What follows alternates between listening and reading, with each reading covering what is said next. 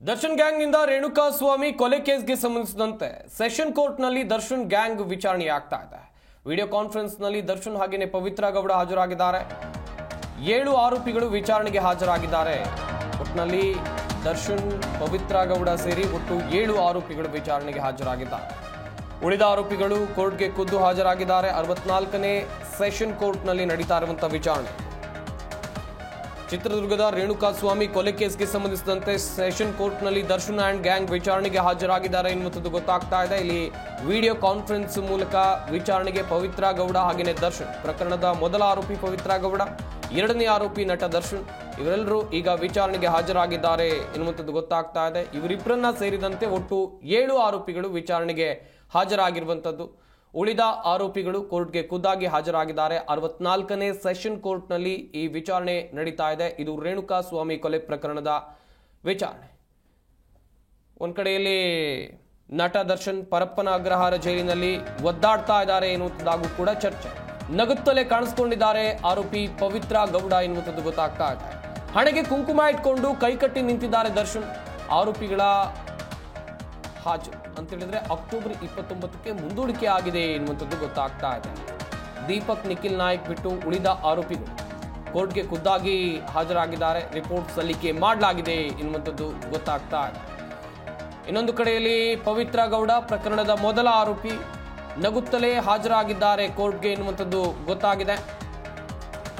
ಹಾಗೆಯೇ ನಟ ದರ್ಶನ್ ಅವರು ಹಣೆಗೆ ಕುಂಕುಮ ಇಟ್ಕೊಂಡು ಕೋರ್ಟ್ನ ಸೆಷನ್ಗೆ ಹಾಜರಾಗುವಂಥ ಸಂದರ್ಭದಲ್ಲಿ ಕೈಕಟ್ಟಿ ನಿಂತಿದ್ರು ಎನ್ನುವಂಥ ಮಾಹಿತಿ ಇದೆ. ಆರೋಪಿಗಳ ಹಾಜರು ಅಕ್ಟೋಬರ್ 29ಕ್ಕೆ ಮುಂದೂಡಿಕೆ ಆಗಿದೆ ಎನ್ನುವಂಥ ಮಾಹಿತಿ ಸಿಕ್ಕಿದೆ. ಗಮನಿಸ್ತಾ ಇರಬಹುದು. ಒಂದು ಕಡೆಯಲ್ಲಿ ನಾನು ಆಗ್ಲೂ ಕೂಡ ಹೇಳ್ತಾ ಇದ್ದೆ, ನಟ ದರ್ಶನ್ ಪರಪ್ಪನ ಅಗ್ರಹಾರ ಜೈಲಿನಲ್ಲಿ ಇರುವಂಥದ್ದು ಸತ್ಯ. ಈಗಾಗಲೇ ಜೈಲಿನಲ್ಲಿ ಸೌಲಭ್ಯಗಳು ಸಿಗ್ತಾ ಇಲ್ಲ ಅಂತ ಅವ್ರು ಹೇಳ್ಕೊಂಡಿದ್ರು. ಹಾಸಿಗೆ ದಿಂಬು ಅರ್ಜಿ ವಿಚಾರಣೆ ಮಧ್ಯಾಹ್ನ 2:45ಕ್ಕೆ ಮುಂದೂಡಿಕೆ ಮಾಡಲಾಗಿದೆ. ಹಿಂದೆ ಹಾಸಿಗೆ ದಿಂಬು ಆದೇಶ ಹೊರಬಿಡುವಂತ ಸಾಧ್ಯತೆ ಇದೆ. ಮುಚ್ಚಿದ ಲಕೋಟೆಯಲ್ಲಿ ಕೋರ್ಟ್ಗೆ ರಿಪೋರ್ಟ್ ಸಲ್ಲಿಕೆ ಆಗಿದೆ. ಆರೋಪಿಗಳ ಪರ ವಕೀಲರಿಂದ ಸಮಯಾವಕಾಶ ಕೋರಲಾಗಿದೆ. ಅಕ್ಟೋಬರ್ 24ಕ್ಕೆ ವಿಚಾರಣೆಯನ್ನ ನ್ಯಾಯಾಲಯ ಮುಂದೂಡಿದೆ ಎನ್ನುವಂಥದ್ದು ಗೊತ್ತಾಗ್ತಾ ಇದೆ.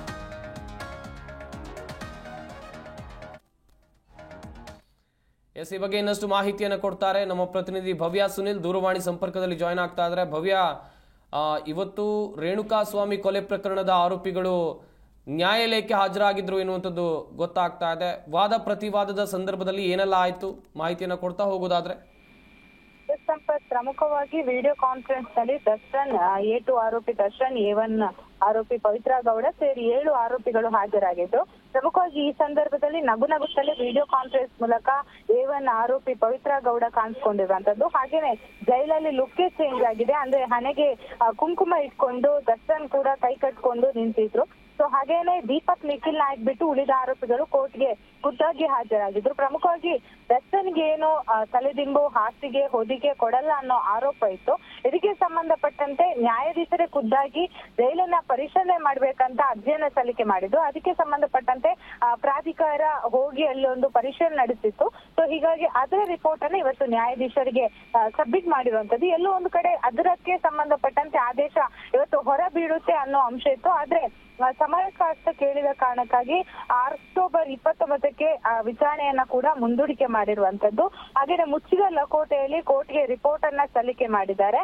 ಸೊ ಇಂದು ಕಾನೂನು ಪ್ರಾಧಿಕಾರದ ವರದಿ ಕೇಳಿದಾಗ ಆರೋಪಿಗಳ ಪರ ವಕೀಲರು ಅಪ್ಲೈ ಮಾಡಿ ತಗೊಳ್ಳಿ ಅಂತ ಜಡ್ಜ್ ಕೂಡ ಹೇಳಿದ್ದಾರೆ. ಹೀಗಾಗಿ ವಿಚಾರಣೆಗೆ ಕಾಲಾವಕಾಶವನ್ನ ಕೊಟ್ಟಿದ್ದಾರೆ. ಯಾಕಂದ್ರೆ ಅವ್ರು ಏನ್ ಅಪ್ಲೈ ಮಾಡಿದ್ದಾರೆ ಅದಕ್ಕೆ ಕೌಂಟರ್ ಆಗಿ ಇವತ್ತು ವಕೀಲರು ಯಾವ ರೀತಿ ಅಂದ್ರೆ ವಾದವನ್ನ ಮಾಡ್ಬೇಕು ಅನ್ನೋ ನಿಟ್ಟಿನಲ್ಲಿ ಸಮಯಾವಕಾಶ ಕೇಳಿರುವಂತದ್ದು.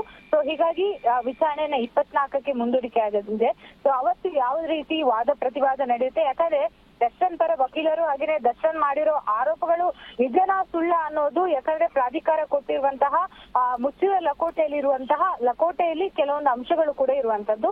ಸೊ ಹೀಗಾಗಿ ಇದನ್ನು ಯಾವ ರೀತಿ ದರ್ಶನ್ ಹಾಗೆಯೇ ದರ್ಶನ್ ಪರ ವಕೀಲರು ಸಮರ್ಥನೆ ಪಡೆದುಕೊಳ್ತಾರೆ ಅನ್ನೋದು ಕೂಡ ಇಲ್ಲಿ ಬಹಳಷ್ಟು ಇಂಪಾರ್ಟೆನ್ಸ್ ಇರುವಂತದ್ದು.